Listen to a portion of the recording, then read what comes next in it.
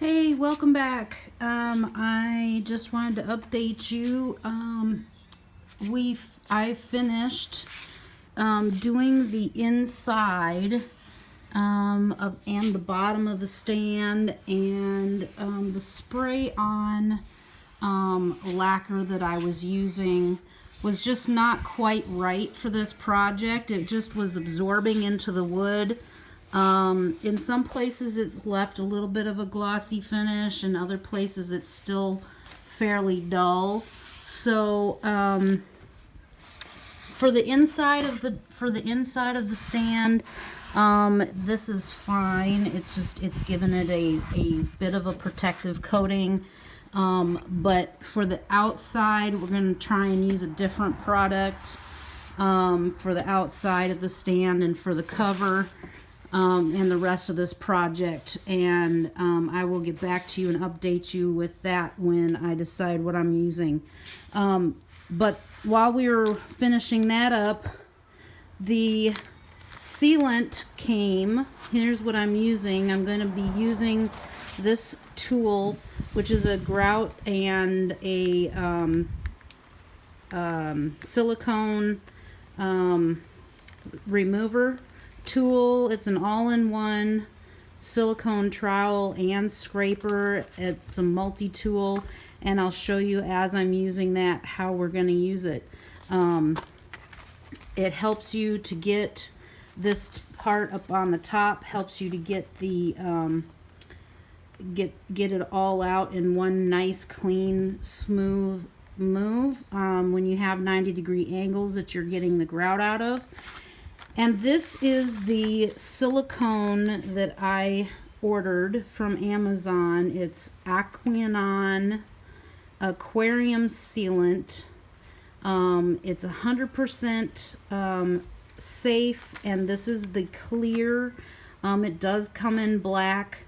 Preferably for this project, I'm using the clear just because I think it has a nicer finish. And it will be less messy.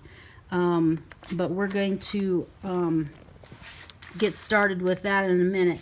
And then also the toolkit that I ordered, this one right here, it came with these spreaders that actually there's different angles here. You can see different size angles, and then 90 degrees angle as well.